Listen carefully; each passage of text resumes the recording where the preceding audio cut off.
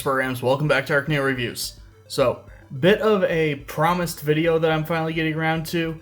Today we're actually going to look at the Voyager class Cybertron Starscream. Or at least most of him. Yeah, right off the bat, this is... I'm not going to say it's like, the rarest figure ever or something, but tracking this figure down at all was a pain in the butt, so there's a reason that I was willing to settle for one that I still need to do some repair work on. But I figured it'd be fun, go through, kind of cover the differences between this guy and the Supreme class version. In jet mode, really, the only difference is the color scheme. And this color scheme is unique to the US release of this figure, actually. Here's a picture of the Japanese release.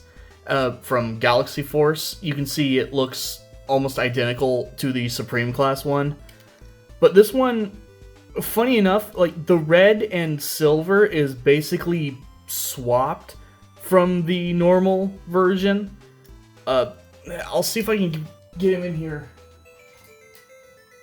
for at least a little bit of comparison. Yeah, this is enough you can kind of see that, even on this version, between these two, it's basically just a direct swap of what's red is silver and what silver is red or gray, I guess, in the case of the big one, but really, that's kind of the only difference is the colors and the fact that the big version has 5 more joints than this one does. And 2 of those joints do come up in this one, as these little side cannons don't rotate on the normal Voyager figure. But other than that, he's basically the same. The Cyberplanet key gimmick does work differently on him, though. This guy only came with 1 key.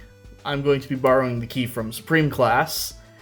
And when you put that key in the back here, which is a very tight fit on this figure, he actually pops out 2 swords instead of the sword and the gun thing that the Supreme class has. And for anyone who's going, so does this guy have a gun? Yes, he does. On the bottom, I am missing its missile, but he does have a little blaster gun thingy. Pegs on the bottom here. Interesting sculpt to it, actually. It does look kind of neat. Yeah, that's where you would put a missile if I had one. But anyway, yeah, other than that, he's almost completely the same. I will try to put these swords away. This one on this side likes to not lock in very well for me, so we may be stuck with this one out for the video. Yeah, it looks like it's, okay, I think it's in there for now. But anyway, let's go ahead, transform him, where you will see the other 3 joints that this guy is lacking compared to the large one. But, just like the big one, go ahead, pop those up a little bit, come down here, unpeg the ends of the jet from itself. Bit of a twist and yank to get this out. It's very, very tricky to get his legs started on my copy for some reason. Probably just more TLC that he needs done over time. But still has the nice clicky ratchets and everything. So, go back here, switch those, fold out the foot.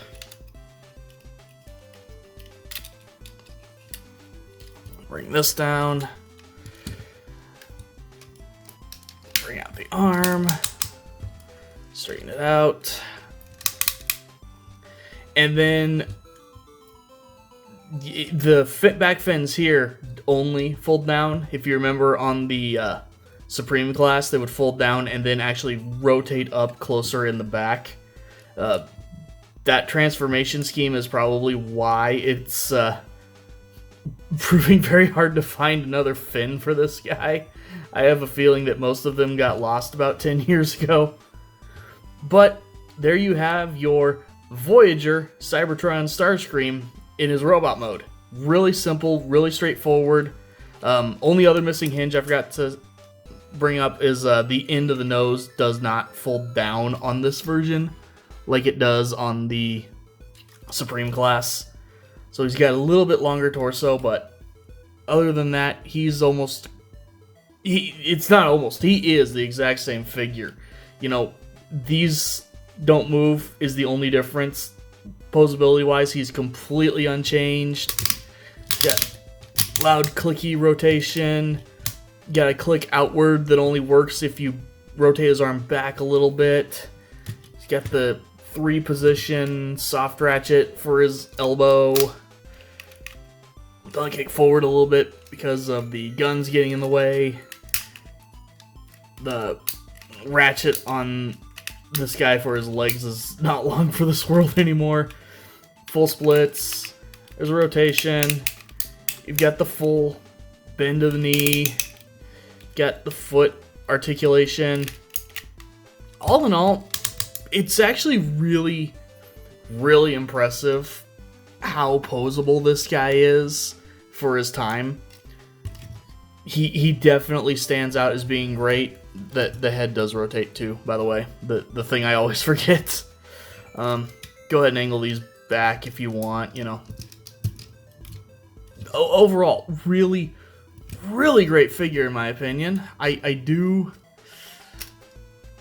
really like the twin swords going on here. That's always fun. As well as, you know, the handheld blaster is a nice little touch. But really quick here, just so you get a little bit better sense of scale. Here he is being just completely dwarfed by the Supreme Class one. You can see he doesn't even come all the way up to his hand. Just really, it shows just how overboard they went with making this guy big.